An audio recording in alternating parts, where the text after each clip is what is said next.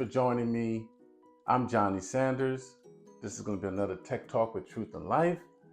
And today we're going to talk about application portfolio management, APMs, and lowering the risk and reducing technical debt. So, what is technical debt? Technical debt is basically items that just hasn't been taken place yet. There's been projects that has been put in place, and we need someone to basically go in and let's get these projects moving, right? So you want to basically be able to go in and embrace the technical debt as an opportunity to improve your system as a whole, to improve on basically the promises that you made, especially to the stakeholders that bought certain applications that you've paid for, and put this to good use. So you want to be able to define the best approach to make sure specific tech debt issues have been identified and tracked, and you're able to handle them, right? So application portfolio management allows you and helps you with lowering that risk. It helps you with reducing those items that hasn't been addressed yet, right? It highlights the importance of addressing the technical debt as a means to improving the overall system, the overall business, the overall company's performance, processes, strategies, right? So there's a key takeaway that you need to remember. And this is that the best approach to managing technical debt is to ensure that issues are identified and tracked so they cannot be overlooked or put on hold again. All right. So um, the lowering the risk and reducing technical debt basically helps with a business mitigating the risk of an application being overused or not used at all, and maintaining a healthier and more efficient application portfolio. So when you have something that um, an application that hasn't been utilized, you want to highlight it, right? And know you're adding specific tech debt to, for a developer's perspective, to their code base. Basically, it happens, and then you should highlight it, right? So basically, a specific developer gets overwhelmed, overworked, overused for a specific developer, and he can't or she can't fulfill the specific tech task that has been asked of them. So it gets pushed to the side. But you want to highlight it because it is something important that needs to come back to. Or it's something that is going to take way more time, but the business can do without for right now. You want to put that on the side, highlight it, um, so it can be clear that this is technical debt and that you won't lose it, it won't get lost, it won't disappear in the tons of items that are loaded within specific code base programs. So this tech debt will be just waiting um, on the side for the developer to come back to it, right? You can use something that this is a tip for the developers. When you are highlighting it, you can say fix me as a little side note for yourself. This was a horrible mess. This was giving me a headache. This was going to be taking too long. It needs to be refactored later. Let's just come to doing this at a later time. Superman. as a little fun note and gesture for yourself. It can also be a to-do list item where you keep all your to-do tech items in a certain um, notepad, if you will, for the coder, right? You're keeping this private for yourself to be able to come back to and either do something with or fix it, because you can't do it all within in one process swoop, right? So the tech debt should be and need to be clearly defined.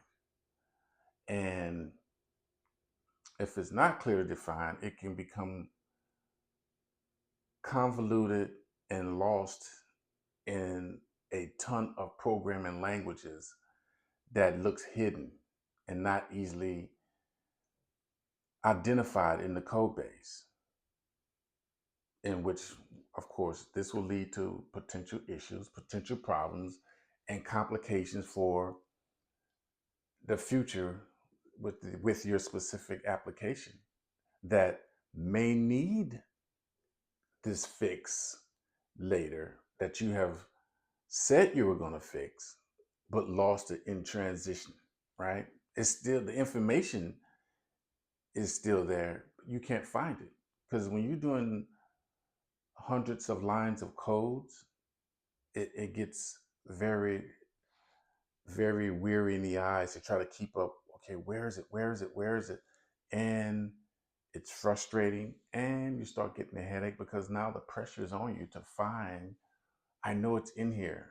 I remember typing it, but where is it? So um, you want to just make sure that you, in highlighting your tech debt, that you're able to easily mark it as tech debt, so you can easily find it and keep it transparent, keep it clear, so you can uh, identify it with certain parts of the code represented, um, that you clearly state this is tech debt because it prevented you from being able to move forward with the coding, or it's not something necessary, it's going to take more time than the time allowed it to get this um, published for the specific vendor or user or business, right?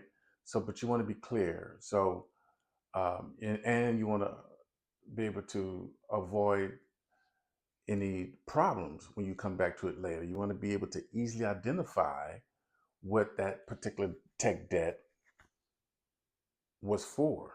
What is it leading to? You want to have an explanation. If you can have a short little nugget of what the problem is, could be, warranting you, this will help you as a developer to avoid losing your items. And so highlighting is very, very key, very, very important. Um, when you're dealing with technical debt, one of the things that I would have my developers do was put certain targets and deadlines in the code as a reminder where it comes up. Um, One of the things that we did, we, of course, everybody has certain slower time periods within the month.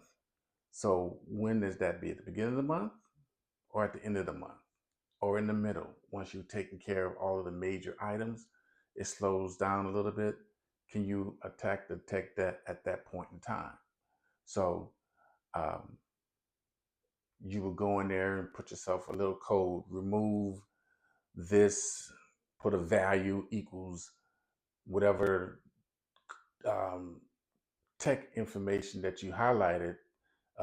This particular tech debt was for this date for this project, and needs to have these items revisited or expanded, so that way you'll have something that triggers your memory quickly, that you can come back to it, right? So you want to be able to do those types of reminders, little easy, quick little notes. You can also define your own milestones within the annotation, right?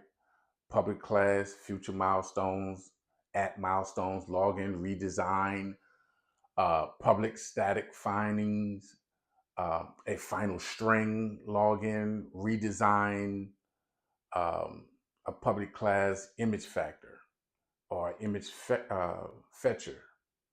So refactoring specific uh, coding with APIs within the milestone, those types of tips for yourself that you can put in when you get ready to identify your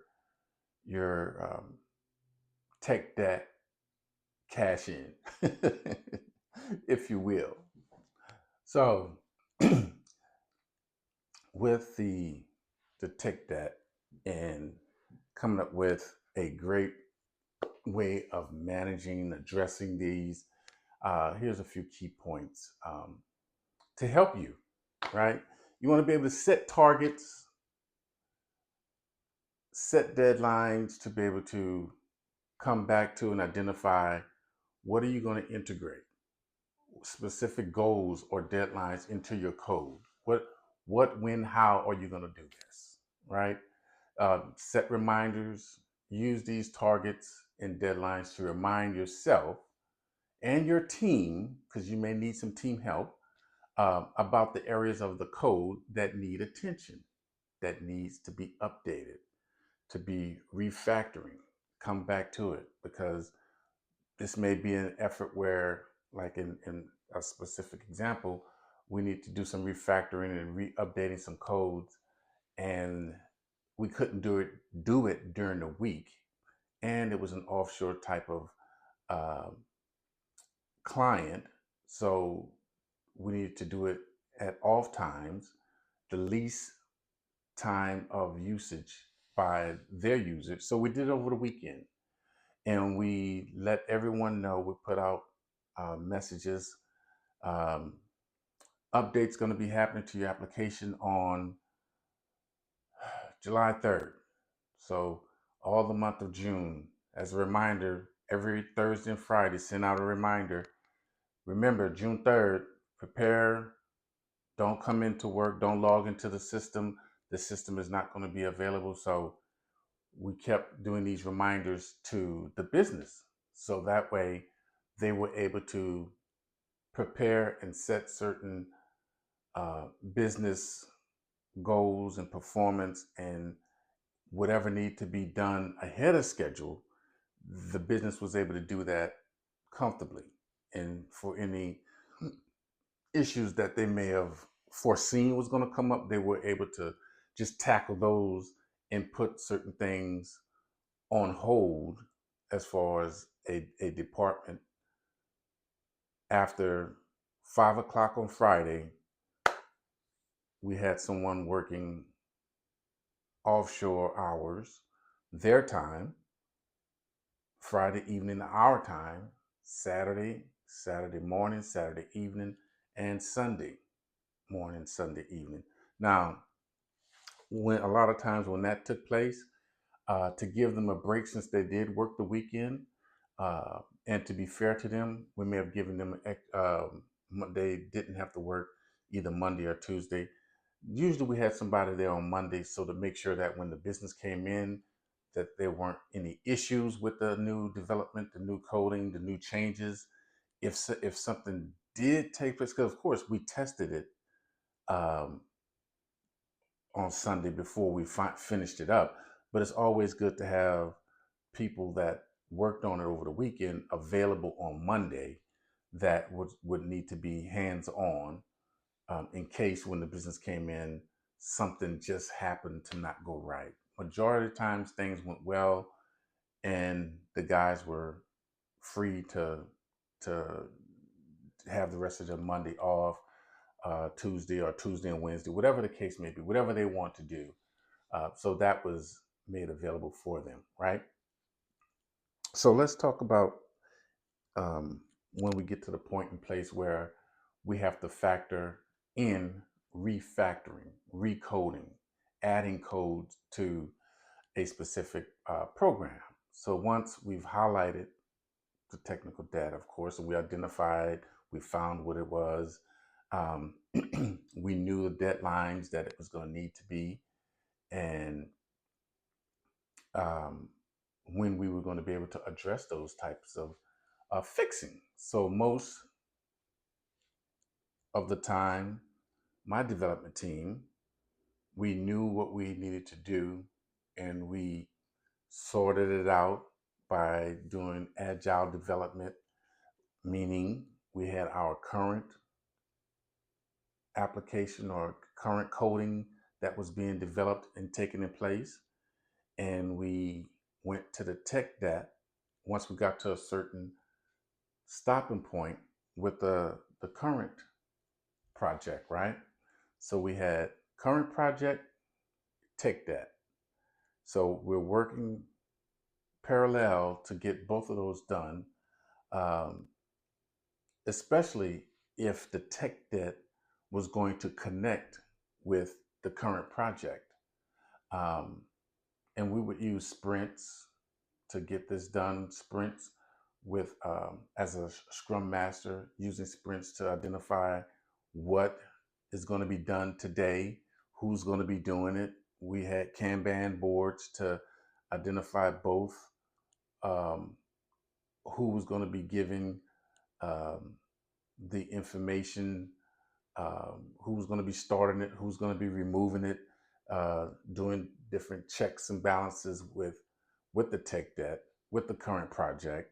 So basically, we had our marching orders every morning to help us identify with that. Now, we didn't have to do sprints every day. Usually, when there was specific tasks at hand that we needed to do, um, we would do these sprints to make sure we can get items done quickly, efficiently, and everybody working together as a team. Because I shared with you, I like working collaboratively. So it has been very helpful for me in my experience that we were able to work together and take the backlog, prioritize it by team member tasks that was going to be able to take certain tasks. And some of it um, was like a relay, if you will. One person couldn't complete the task until the first person completed their task. And we would do a handoff, and we would just keep it moving and keep it moving, just like within track, same concept. And the largest or the strongest part, and sometimes most important part, would be done at the end to finish up and bring everything home. And of course, we would do uh, again checks and balances, but we would prioritize as best possible of what was going to be implemented in the features of this particular code. And that's just smart thinking by your management, your technical leader, your development leader, so that way you can all work together, move forward as a team, as a group, right?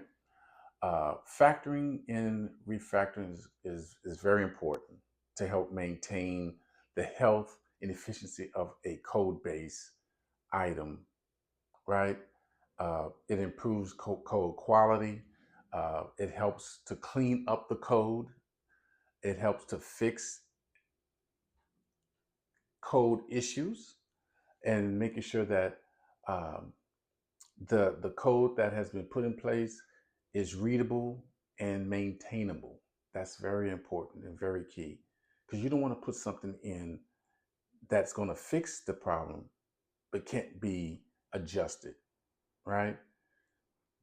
No, because again, as updates happen, we're going to need to be able to fix the code. I remember working with some scripts, Visual Basic scripts, and whenever there was an update, you had to update these scripts all the time.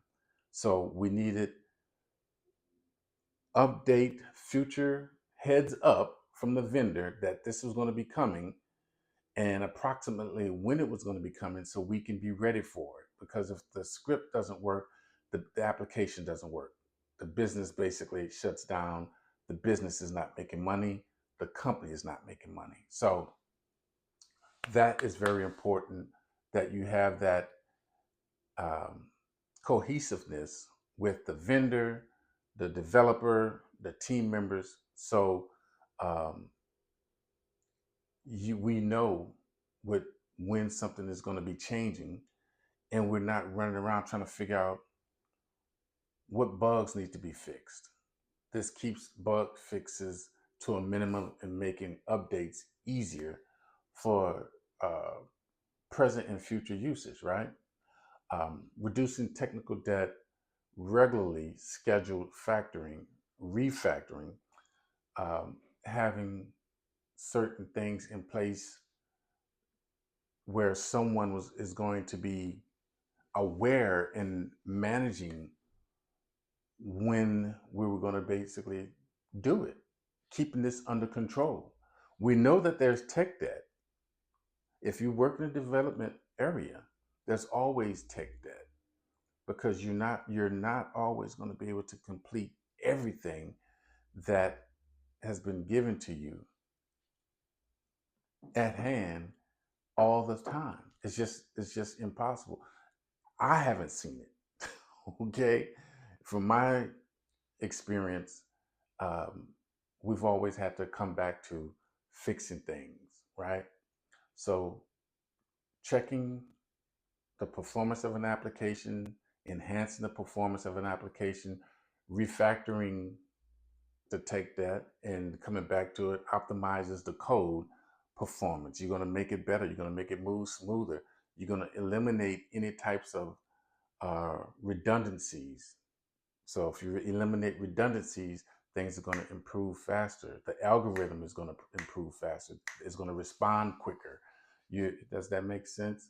So if you're removing things that checks it 3 times and you only needed to check it once, and then keep moving, then that's going to improve efficiency, right? And it's going to make things better and faster. Um, you want to be able to facilitate technical debt for updates, make it easier, right? Well structured, clean codes makes things easier, keeps things up to date, um, helps you keep moving with coding conveniently for the developer, right? Um, fewer mistakes. Even if you're adding new features, it can add more uh, value and add more input quicker. Um, if there if it's an update in the code where there's certain features that already exist, adding these new features along with the current features where you don't have to move or change anything, you just adding to it or modifying it, it makes things go quicker and there's less risk for um, any new issues to come up, right? And basically helps you to prevent any new bugs. And once, because if it's going through checking name, address, phone number, email, social media, and then you put in there new business information, new business location, well, it's still going to check all those first few items and then go to the new business information and then just keep things going and flowing, right? So this helps to increase developers' productivity by keeping things easier for the developers and help the developers work more efficiently and quickly, and they're keeping their code clean, which as a developer, that's important. You want to be able to keep your code clean so that way you're not confused about the way things look, the way things flow, and if you need to hand it off to someone else, you're going on vacation. You don't want to have to be trying to fix code while you're on Hawaii Beach, right? So no, you want to keep it clean for those coming behind to help you to keep things um, from being so complex, because coding is complex as it is, but you want to keep it where you're not trying to decipher okay, what does this mean? What did he or she meant to do? You don't want to be looking at code and feeling like you have to detangle code from what makes sense to you. Well, I would have done it like this. Well, you missed a piece of the code why they did what they did, but it just wasn't easily explained or easily visible for you. So if you change it and it takes it out, then you have messed up their string of code, right? So keep it clean, um, available for you and for your compadres, your next people, your peers, right? Um, this keeping it clean helps you to put in best practices and encourages you to keep things um, in a good place so you can have continual improvement.